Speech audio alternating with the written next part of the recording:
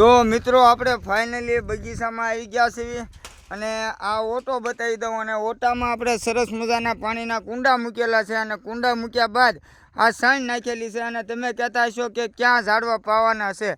તો મિત્રો આ આપણા અશ્વિનભાઈ જાય છે પણ હવે હું તમને ઝાડવા બતાવી દઉં। જો આ રીતે આપણે કુંડીમાં પાણી આવે છે તો આ જે ઝાડવા છે એને આપણે પાણી પાવાનું છે જેથી કરીને ઉનાળામાં એ લીલા રહે અને લીલા રહે એટલે આની જેમ સુકાઈ ન જાય અને આવનારા સમયમાં આપણે અહીંયા સરસ મજાના છાયા નીચે બેસી શકીએ એવું કામ આપણે કરવાનું છે। જોકે શું કહેવાય જમીનના લીધે જે એના વાતાવરણ બરાબર ફિટ નથી બેઠું પણ જ્યારે ફિટ બેસી જાય ત્યારે ખરેખર જોવાલાયક નજારો હશે। અને માતાજીને ખાલી પ્રાર્થના કરી દો કે ભાઈ આપણે યુટ્યુબ ચેનલમાં વિડીયો મૂકવાનું ચાલુ કર્યું છે એમાં આપણી ચેનલનું નામ છે કાળુભાઈની મોજ।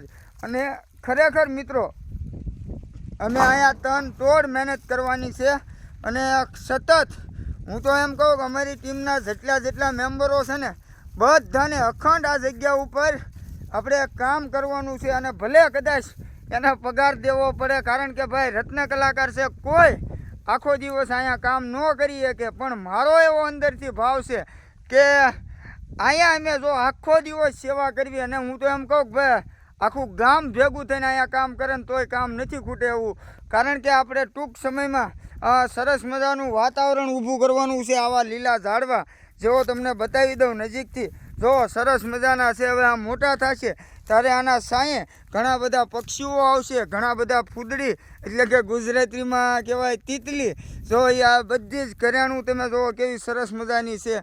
અને આવા ઝાડવા જ્યારે અહીંયા મોટા કરવા હોય તો એને ટાઈમસર પાણી પાવું પડે અહીંયા નિંદામણ કરવું પડે ખાતર નાખવું પડે તો બધું જ કરવા માટે આપણે તૈયાર છીએ। ખાલી સોશિયલ મીડિયાના માધ્યમથી અમારું જય બજરંગી ફેસબુક પેજ અને ઇન્સ્ટાગ્રામ આઈડી આપણી જીવદયા ટીમ ઢૂંઢસર।